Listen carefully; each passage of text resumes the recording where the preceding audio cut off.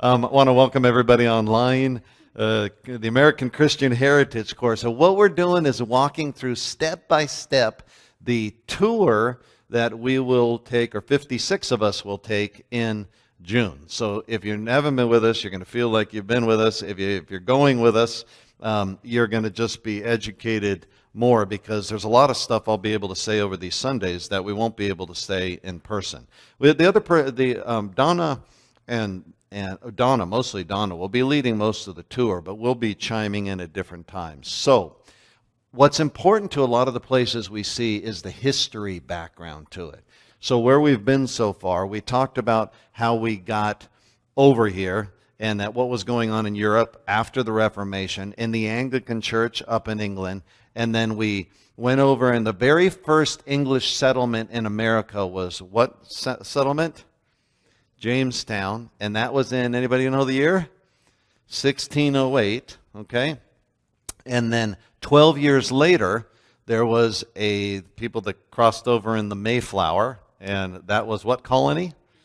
Plymouth, the Pilgrim colony, but the Plymouth colony, and they landed and they became the Pilgrims. There were two sets of people that were back in England going through the Reformation of the Anglican Church, which was the Catholic Church in England. There were the Purists, and they were trying to reform the church. They were the Puritans, and the Separatists are those who say, let the Anglican Church go. It's too much like Catholicism anyway. We're jumping ship. So here's where it brings us up to. What you need to know is I had someone say to me, so what happened? So the Pilgrims came over, and this is how we get American history. So the Pilgrims came over and filled that whole area up. You know, what happened after the Pilgrims? And what about the Indians? It's like, did we always get along with them for ages after? It's like, no. This is fascinating. So this is what I need you to know before we land in Boston and go down to the many exhibits that are there, because you see Plymouth down below. Do we have a map? We don't have a map of that. That's the first one. Okay. Boston is actually 39 miles north of Plymouth. So picture going where? Basically Susanville. Okay? There you go. So you're basically going up to Susanville. So they landed in Plymouth there. And what happened, in fact, you can show this one first. That's great.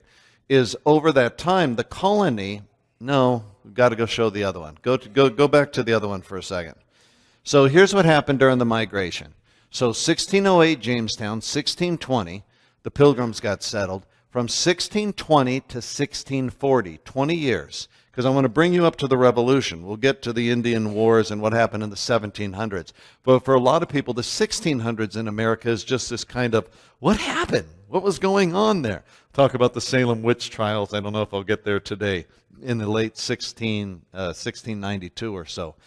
But what happened from 1620 to 1640 is what they call the Great Migration. Back in England, you had King James, the King James that produced the King James Bible, who tried to squelch the Puritans, the Separatists, and didn't work very well. There was resistance to that. Came along a guy, King Charles I, about 1625, 29 in there. He made it even worse on them. So you got a picture back in England, this stuff is happening, and there's persecution on Puritans and Separatists. We want you to be Anglican, you know? And so they fought for it. You're going to be Presbyterian. I always think that because I came from Presbyterian. So what happened over this time is 80,000 people from England said, see ya. Actually, in 1641, they had a civil war over it. So picture these time frames. 1641, they had a civil war back in England. Some of the Puritans in New England, in the United States, went back to fight in this war. That was their motherland. So, they just weren't leaving. So here's the 80,000 during this period. Remember, Pilgrims were what year? 1620, okay? And then this is up to 1629, 1630. So you can see from various parts of England, right, moving into New England, but they went all the way from there up to Barbados. Barbados got a chunk of them down below. Chesapeake colonies, 5,000, but 80,000 people from England came over. I can't remember the ship name. There were 11 ships that came over about 1629 to Boston, and they represented the Boston, the what? Oh, the Bay Colony. That they represented that. Yeah, let me go to the next one. So wait, no, don't. I'm sorry. Go back. See the lower right map? There's England proper right there, and you can see they actually tracked the different people from the different vicinities and where they came over to represent Massachusetts, Bay and Plymouth colonies. So this is where we got the early settlers in America. We hear about the Pilgrims and all of that, but they came over and flooded. Does anybody remember getting this history? I didn't get it till the religious history of the U.S. So, but this is where we started getting the whole area populated. Okay, next one, Stephen. So here comes the influx, particularly into New England and the Massachusetts area proper. What's it say? Of course, not all who came were Puritans. Non-Puritans and even non-believers came also, but they lived under the rules of the elect, and only church members could vote. Basically a theocracy. I mean, they were so Christian. How Christian were they? They just were solidly Christian. All the Puritans came in. So the separatists came in, they were the Pilgrims, and the Puritans flooded the rest of this area. So does anybody ever lived on the East Coast? For a lot of us on the West Coast, we look at this map and, I remember when I'm just like, all right, New England, let's start studying geography, But this is this era, 1620 to 1640, where this huge influx came in. Next picture. So here's what I want you to see at the same time. So down here, there's the Massachusetts Bay Colony, right? Founded 1629, 1630. Up Boston, which is how many miles above Plymouth? 39. And then that's flooded. But during the Plymouth colony, this is 1620 to 1691. So the first 71 years, you can see the different areas and districts that were founded at the time in the years, and just basically the growth that happened during that whole time. By the way, so over this time in 1631, a guy by the name of Roger Williams comes over. Great preacher, super well known. He was part of those 11 ships that came in. I think there were 700 of them that came into Boston. And he landed in a church in Salem, I believe, and super well known. I mean, picture Billy Graham hits us. Well, the problem with Roger is he also had some little wild views. For example, like the Indians. He said that I want to get the right quote down, that the natives are the true owners of this land.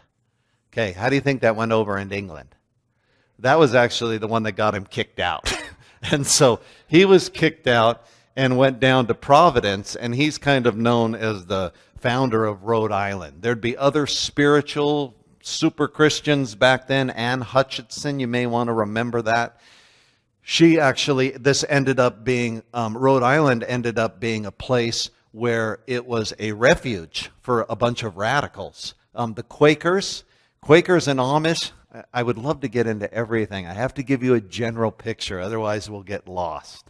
The Quakers and Amish both started over in Europe. A lot of people don't know that. Amish, Reformation time, Quakers, they say, aren't they the same? They're not the same. But they were all, I say low church. Remember this, they're all reacting to formal Catholicism, Anglicanism. And so they were too radical. The Puritans still wanted the Anglican church, but they wanted it pure. So Quakers were like, no, you don't belong here. So Rhode Island became a big refuge for them. Okay, here's what I also want you to see. Over this time, as we're populating this whole area, Where were the Native Americans at? Okay, on the one hand, this is what would happen, because a lot of times people see Pilgrim history and they said, and they all came together and we all lived happily ever after. Heck no. Explosive wars happen from this time forward. So this next map here, actually, wait a minute, hold that one, let me see. Oh, this is the Massachusetts Bay Colony. Look at the proclamation line, by the way, as far as where a lot of the actual Indians would be pushed over during this place over to the west. But go to the next one. I want to show you this area, and these are the different tribes that existed. I forget the exact number, but there were a lot. I mean, there were a lot of Native Americans. This was their land. I mean, this was. And what started off in nice trade agreements ended up in a vicious wars on both sides. And everybody likes to take sides, but they were all absolutely brutal. And what you need to know is this all comes into play as we get near the revolution. Next time I'll say the kind of things that set up the revolution. But what I want you to feel is this tension. You have 80,000 people that are influxing the area. You have all these Indians. We're getting along okay to a point, and all of a sudden push comes to shove. Whose land is this anyway? Well, it's ours now. So we've gone to war. During the revolutionary time, in another 100 years, there would not only be the Indian Wars, which we'll get to, but the different factions of the English, the French, would side with certain tribes to work with them over the land. And that was a huge part of the early Revolutionary War, was how the Indians work with it. So I want you to see this video before we stop. I've just got about 5 more minutes so you can watch this. Okay, I have 7 minutes. And this is actually, hello, Roger and Barb. Nice to see you. So this is actually a Harvard professor, and he's teaching on the Indians.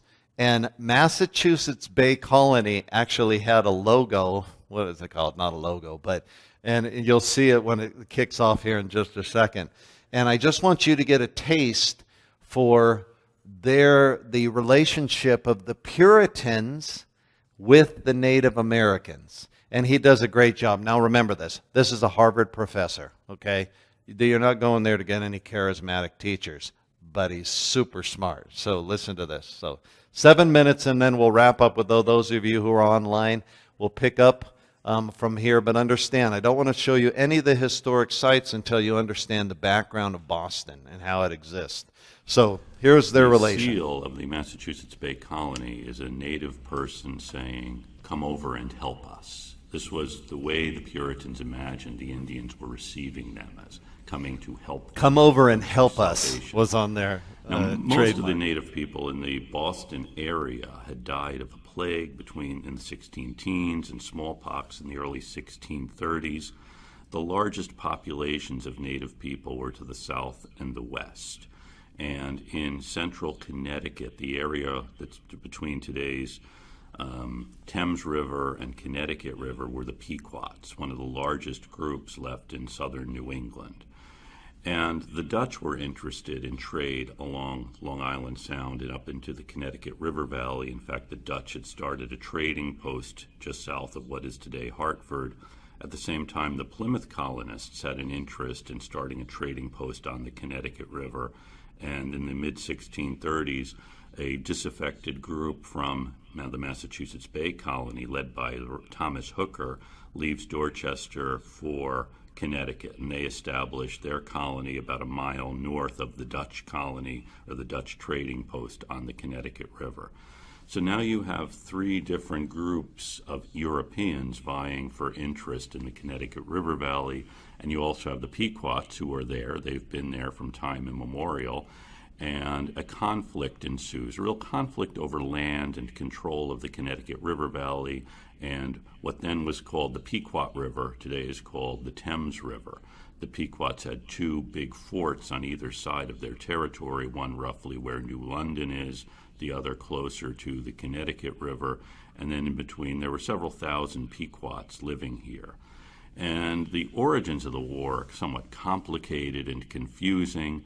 Nonetheless, in the mid-1630s, Massachusetts goes to war against the Pequots, invading the Pequot territory and devastating the Pequots, attacking their forts, burning their forts, killing their women and children, selling them into slavery. It's one of the most devastating wars in the history of the country, certainly the most devastating for the native people in 1637. This war begins with trade, or concerns about trade, concerns about land, concerns about a dynastic dispute among the Pequots and the Mohegans, and ends with the real devastation of the Pequots in the mid-1630s, at the end of the 1630s. And this is a tragedy for the Pequots. It opens up Connecticut to settlement from Boston. John Winthrop's son goes off to England and negotiates to get the charter for a colony at the mouth of the Connecticut River, the area where Saybrook is. And up the river, there is a small colony near Hartford. Again, disaffected people from Boston are moving out into this area with the devastation of the Pequots. It causes some questioning here about what exactly we are doing. Remember, our reason for coming was to help these people and bring them to Christianity.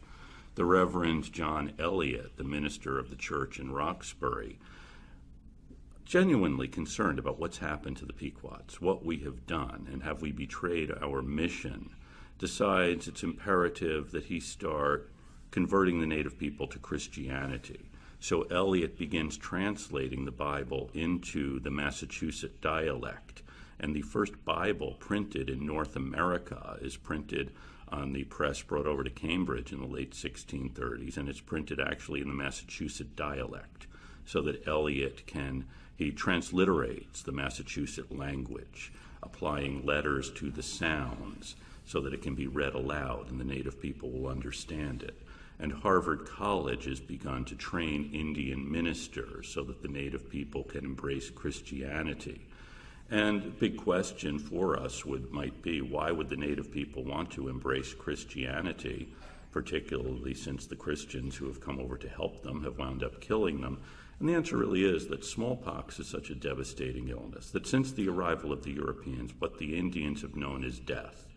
And the old ways, the old religious understandings haven't been working.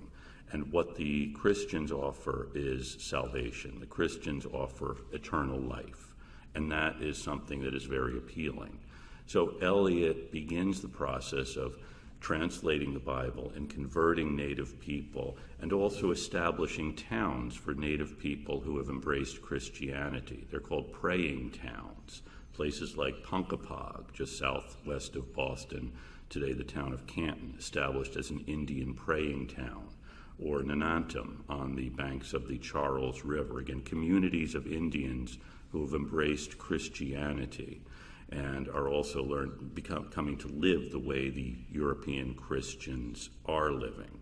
So you have this attempt by the English to begin Christianizing the Indians, and those who haven't accepted Christianity, as I said, the Pequots are either killed or they are sent off into slavery in the West Indies, and you have the Europeans trying to make some sense of this or justify what they have done.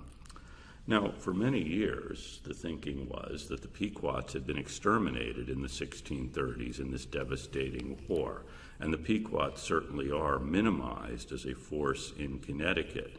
You may know that in the 19th century, Herman Melville writes one of the great novels, Moby Dick, about a quest for a whale and other things, and he calls the whale ship the Pequot, and it evokes this vanished people of central Connecticut.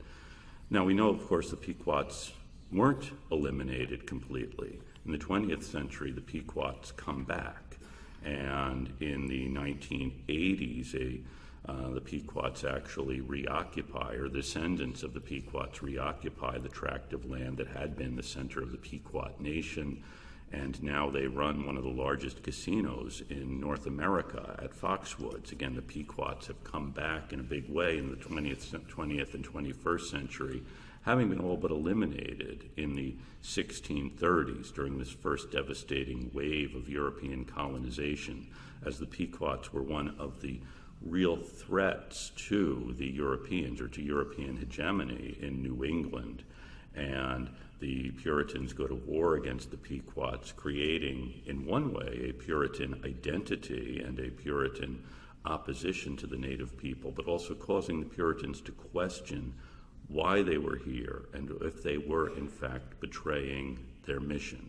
So the Pequot War, devastating, bloody war, that gives rise to institutions like Harvard, attempts to Christianize the Indians, and the long range of history, questions about the identity of the people who have come here, and well as the people who were here to begin with.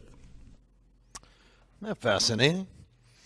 What's nice about that is, for those who've just come in, I was listening to a Harvard professor talking about the influence Christianity, Puritan life on the Indians, and so we're just given a taste of exactly the struggle that happened as 80,000 people influxed into an area that was already completely populated by Indians. So we'll pick it up from there, about the 1650s. We'll get over to the Salem witch trials next Sunday.